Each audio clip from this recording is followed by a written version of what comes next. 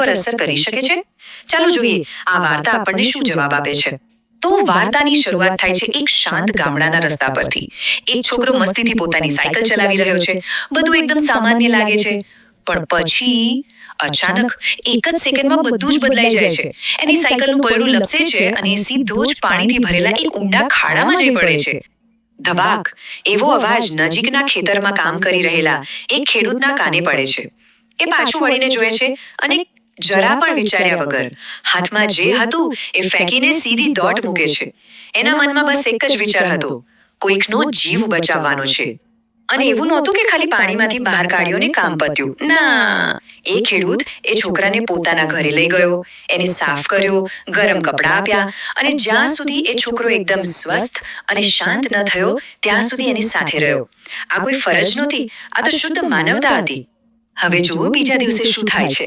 એ ખેડૂતના ઝૂંપડા પાસે એક ચમકચમાતી મોંઘી ગાડી આવીને ઊભી રહે છે. એમાંથી એક ધનિક સજ્જન ઉતરે છે અને એ બીજું કોઈ નહીં પણ પેલા છોકરાના પિતા હતા, જેનો જીવ ખેડૂતે બચાવ્યો હતો. એમના ચહેરા પર કૃતજ્ઞતાનો ભાવ સ્પષ્ટ દેખાઈ રહ્યો હતો. પેલા ધનિક પિતાએ મદદના બદલામાં પૈસાની ઓફર કરી, પણ ખેડૂતનું દિલ તો જુઓ. એમણે નમ્રતાથી ના પાડી દીધી. એમનું માનવું હતું કે માનવતાનો કોઈ સોદો ના હોય, કોઈનો જીવ બચાવવો એ તો ફરજ છે, કોઈ વ્યાપાર નહીં. પણ પિતાજી માન્યા નહીં. એમણે તો આ ઋણ ચૂકવવું જ હતું. અને ત્યારે જ એમની નજર ખૂણામાં ધૂળમાં રમતા ખેડૂતના નાના દીકરા પર પડી અને બસ એમને એક વિચાર આવ્યો. એમણે એક એવી ઓફર કરી જે પૈસા કરતાં હજારો ગણી મોટી હતી. એમના દીકરાના ભણતરનો બધો જ ખર્ચ એ ઉઠાવશે, એના ભવિષ્યને ઉજ્જવળ બનાવશે. અને બસ એ જ ક્ષણ, એ એક ક્ષણ હતી જેણે બે છોકરાઓના જ નહીં પણ આવનારા ઇતિહાસના પાના પણ બદલી નાખ્યા. બે અલગ દુનિયાના છોકરાઓ, પણ એક ભલા કામે એમના ભાગ્યને એકબીજા સાથે જોડી દીધા. એક વિજ્ઞાનના રસ્તે ચાલ્યો તો બીજો દેશના નેતૃત્વના. ઘણા વર્ષો વીતી ગયા. વાર્તા હવે ગામડાના ખેતરમાંથી સીધી દેશના સૌથી શક્તિશાળી કાર્યાલયમાં પહોંચે છે. પેલો ખાડામાં પડેલો છોકરો હવે એ દેશનો વડાપ્રધાન છે. પણ સત્તાના શિખર પર એને એક એવી ભયંકર બીમારી ઘેરી વળે છે જેનો એ જમાનામાં કોઈ જ ઈલાજ નહોતો. એટલે કે એ જમાનામાં જો કોઈને આ બીમારી થઈ તો સમજી લો કે બસ ખેલ ખતમ, મોતની સજા જ હતી. કોઈ દવા નહોતી, કોઈ આશા નહોતી. એ એક એવો અદૃશ્ય દુશ્મન હતો જે લાખો લોકોને ભરખી રહ્યો હતો અને હવે એ દેશના વડાપ્રધાનના દરવાજે પહોંચી ગયો હતો. અને હવે વાર્તામાં ફરી એન્ટ્રી થાય છે પેલા ખેડૂતના દીકરાની. હવે એ એક મોટો પ્રખ્યાત વૈજ્ઞાનિક બની ગયો છે. જ્યારે એને વડાપ્રધાનની બીમારીના સમાચાર મળે છે ત્યારે એને તરત જ પેલી જૂની વાત યાદ આવે છે. એ સમજી જાય છે કે હવે ઋણ ચૂકવવાનો વારો એનો છે.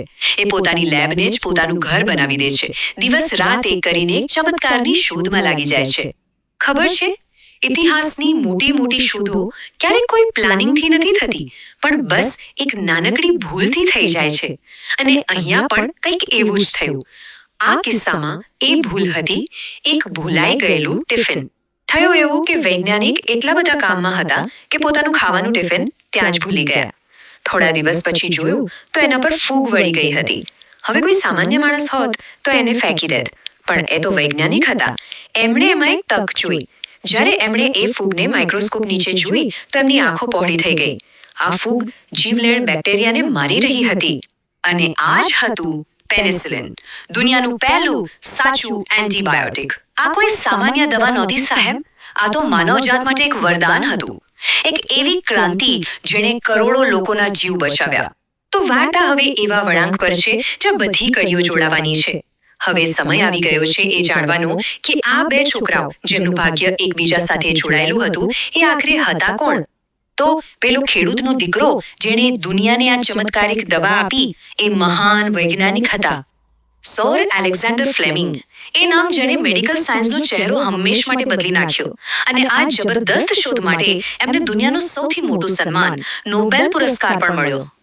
અને પેલો છોકરો જેનો જીવ બાળપણમાં એક ખેડૂતે બચાવ્યો અને પછી મોટપણે એ જ ખેડૂતના દીકરાએ શોધેલી દવાથી બચ્યો, એ બીજું કોઈ નહીં પણ બ્રિટનના ઐતિહાસિક વડાપ્રધાન સર વિન્સ્ટન ચર્ચિલ હતા.